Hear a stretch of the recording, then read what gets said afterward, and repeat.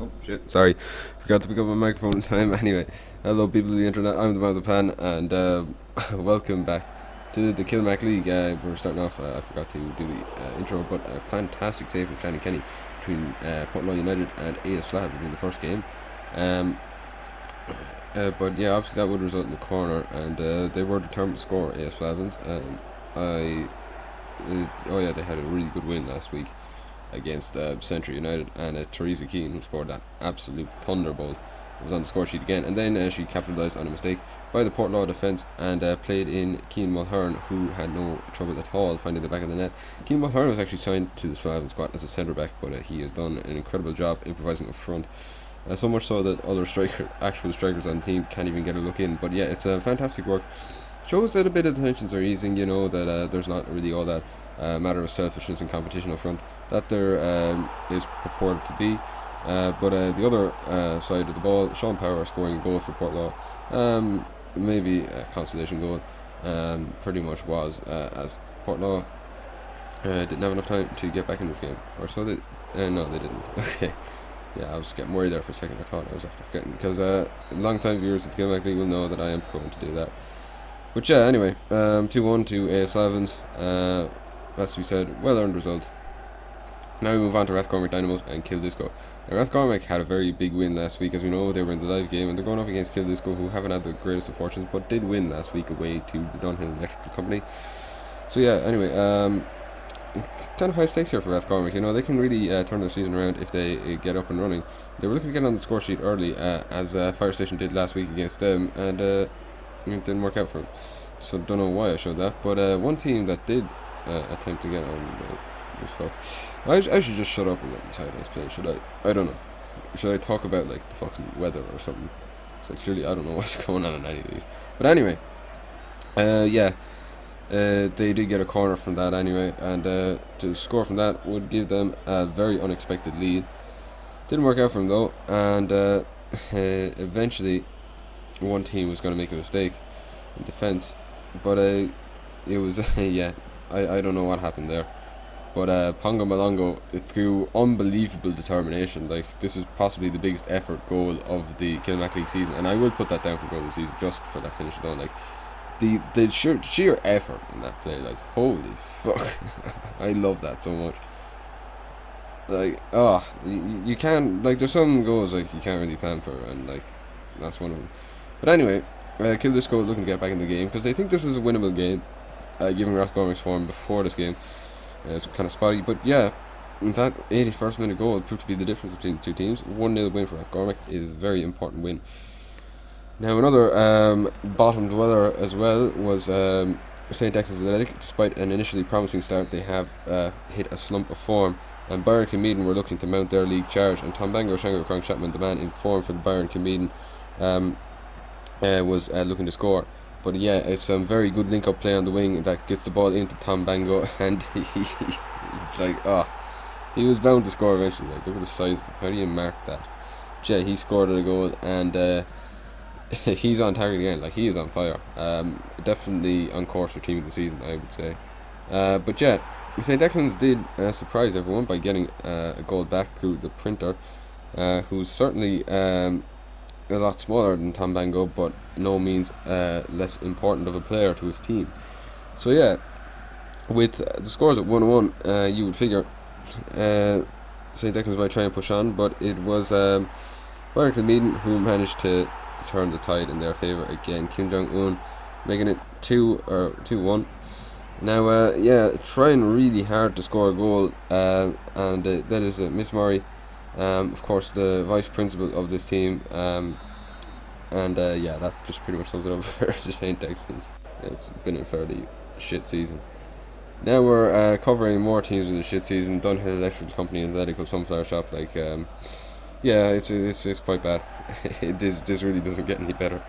But Osama bin Laden was the man through first. He almost scored. But yeah, Dunhill are in desperate need of points. Like, it's not funny. Atletico Sunflower Shop, I don't think have picked up any points all season. I could be wrong on that, but I am fairly certain they haven't. So it was fairly vital that they get a win here. And Zinedine Zidane with an unbelievable strike. Like, bear in mind the amount of talent they have in this team. Like Zidane, Liam Brady, and like they haven't picked up a point this season. Like, that's fairly sad. Now, Kildisco did see their season get a boost when they came here last week, so maybe it's the matter that just the Dunhill Electrical Company gets stage fright for their own home crowd. But yeah, it looked more and more like Atletico Sunflower Shop were going to walk away with 3 points, especially after Okwem Jonathan Shuriamala scored that goal. Now, I will say Atletico Sunflower Shop were very unlucky last week, as we know, in that amazing game against Kilmac Thomas AFC. But yeah, Liam Brady then made it 3-0 and put the icing on the cake on a very hard-earned win. Or sorry, that's Kilmac Barbers, excuse me. Kilmac Barbers, of course, yeah. I probably should have made him bald, but like, I don't know. But anyway, yeah, first win of the season for Atletico Sunflower Shop. Huge 3 points for them. It will hopefully for them get their season off the ground, but only time will tell. And we'll be back here at the end of the season wondering, was this the turning point? But anyway, yeah, as you can see, there was no time left after that, so it's a 3-0 win for Atletico Sunflower Shop. Dunhill's miseries continue. So yeah, then moving on to Domino's Pizza Zimbabwe and Greenway Rovers, two very firmly mid-table teams.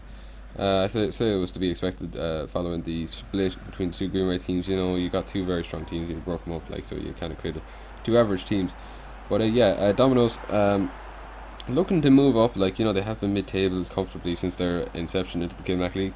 But it was Greenway Rovers who struck first with Raul getting forward, unloading it to Kylian Mbappe, and like just the amount of attacking talent on this team, they probably should be doing better. Joe Fitzpatrick offloads it to John Giles, and he almost scores a goal. So yeah, 0-0.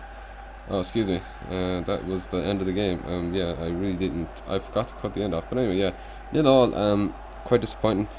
But yeah, two mid-table teams, I suppose, a mid-table result. Anyway, yeah, so Kent, wearing their away kit for a change, had the fastest goal in Kilmac League history. I can't believe this happened.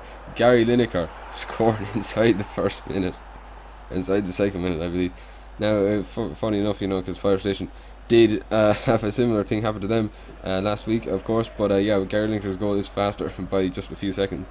And then an unbelievable ball through, just kind of like the banana pass through to Gary Lineker, and Lineker finds the back of the net with that lovely finish, cool and composed. So inside 20 minutes, it's 2-0 to Kent.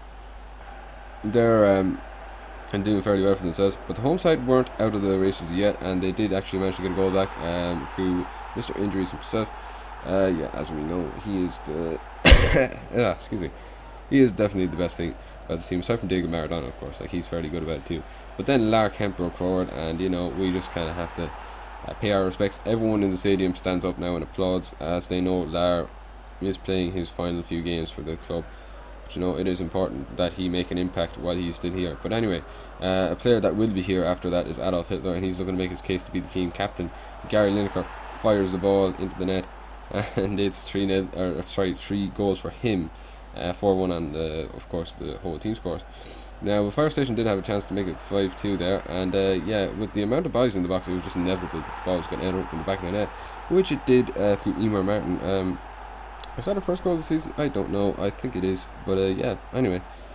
So yeah, they are certainly putting up a fight, but against talent you can only do so much. Lar Kent thunders it off the crossbar. I don't know how that didn't go in. Like, he is unbelievable, and he showcased his talents yet again as he broke forward. And Lar, look at that amazing run. It's so unfortunate that he couldn't finish it off, but Jelly Pizza was on hand. Or sorry, that's Adolf Hitler, I beg your pardon, that's not Jelly Pizza. But yeah, Adolf Hitler was on hand to bury it in the back of the net, and then swung away a 5-2 win. So yeah, 2 5-2 defeats back to back for Fire Station. Really not a great time to be a Fire Station fan, but yeah, that's the way it went. 5-2, as you can see. Gary Lineker taking over the match ball. Now on to a team that was really taking a hit, TFR Room 55, against a team on the ascendancy, Greenway Astros. Yeah, so this is really a game, I suppose, where you could say, like, you know, the fortunes kind of converge. It's like where one team springboards their season and one team just plummets into darkness. But that is an unbelievable save from Grube. I mean, what a shot. I think that was Frank Rijkaard with the shot. I'm pretty sure it was anyway. Yes, it was. Okay, yeah. So yeah, he takes the shot, and what a save. I've never seen the keeper make that acrobatic a save. But yeah, anyway, still looking for the deadlock to be broken inside the first half. And it's excellent pressuring on Kelsey's power by Josh Ryan. He breaks forward, thundering speed, plays it in, and he goes for himself. And Josh Ryan with an unbelievable strike, thundering into the net. And yeah, he gets a score at the Emirates. I know that's one of his personal dreams. So Josh, if you're watching this, big ups to you, man. You finally did it. And it's in fairly emphatic style too, against a brilliant goalkeeper. Fires it in, 1-0 to TFR. It's a hugely important goal for them. But they weren't out of the woods yet, and the home side were equally determined to get back in the game. And it is Wayne Rooney who scores the goal that does get them back in the game. Kind of Rule 55 there. Fishy got caught messing around with the ball, but then Rule 55 got caught again in the final minute with that goal. It is heartbreaking stuff for them, but an unbelievable win. Lee Wai Tong, who manages to get the goal that sends Rule 55 deeper and deeper into their downward spiral. It is going to be a very long season for them if they cannot get their act together, and as you can see, they did not have enough time. So yeah, a very exciting matchup, but yeah, heartbreaking stuff. It's going to be hard to see him breaking out of mid-table now. But anyway, at least you're not one of these two teams, John Walters and Rainbow Hall. The quality here was fairly low, but yeah, John Walters did manage to scrape the first goal in one of the most scrappy goals I think I've seen scored. But yeah, anyway, then the ball swung in, and that's an unbelievable cross. But what was the defence doing to not pick that up? Hosedu anyway gets in behind in the second half, makes it 1-1. Fair play to him. Like, you know, I mean, he didn't really have to do that, but fuck it. Oh, God, this is bad. Anyway, so John Walters getting forward again, and it almost resulted in a goal, but yeah, 1-1. It's not really a good result for either side. So yeah, once again, there's been a fair few depressing results. But anyway, two teams that I thought were actually going to do initially a lot worse, looking at their first few weeks, but have actually done better than have done better than they seemed, at least to me. Kiersey's United and St Mary's Hurling, and it's almost an unbelievable goal, but Hugi Bappa-Spinji is on hand to finish off. But yeah, this game was a 5-0 crushing by Kiersey's United of St Mary's Hurling last year, excuse me. But yeah, when these two teams were challenging for the league. But yeah, 1-0 is still a great start, and now they did get off to a start with a banger last year. Mick Fitz, some fans will remember that volley. But yeah, anyway, it's almost a catastrophe for Kiersey's United as they've nearly put it in their own net. But yeah, luckily crisis is averted as Bernie Casey has an uncharacteristically bad finish. And then moving forward again, Kiersey's United play the ball out in the wing, and Hugi Bappa-Spinji coming out, abandoning his centre forward role, but Matongo Babongo, his reliable striking partner, is in there, and he makes it 2-0. So the Kiersey's United faithful have reason to celebrate again. They have reason to believe they could win the Kilmac League this year. It's been 2 years of hardship and missed chances, and now they have a huge chance. But anyway, Roberto Baggio nearly scored there, unlucky from him. He I think, no, that's not his first goal, is it? I don't know, that wouldn't have been his first goal. But yeah, anyway, they did get a corner out of this, and the corner, as we all know, is a very good chance to score. That's why they give teams the corners, in case you didn't know, and also they're taken for the corner flag, which is hence why they're called a corner. So yeah, anyway, cool bug fact of the day for you. So yeah, anyway, ball swung in, and obviously didn't do anything, but yeah, it's just kind of the story of the game for St Mary's Hurling. And then Kiersey's United stole the ball, and just a bit of defensive flat-footedness there, and Matongo is in for his third goal, or well, Kiersey's third goal, his second. So yeah, to make it 3-0, and it's a fairly, really, I think this is signifying a return to form for Kiersey's United. They have kind of been off the pace for a bit, but they are back now. And yeah, to be fair to St Mary's, they did actually get a goal back. Roberto Baggio bagging his first goal. So I was ready to get his first goal in this game. It just wasn't the one I was thinking of. But anyway, yeah, so disappointing anyway for St Mary's. You know, they had lost to Greenway Rovers at home recently, as we know. And yeah, now this is kind of compounding the misery. But yeah, you know, that's what you have to do. Now, Kiersey did try to break forward for a fourth goal in this game. And as you can see, Mick Fitz is making some confident strides. And yeah, he does try a shot here, but it is well saved by Mossy Landy.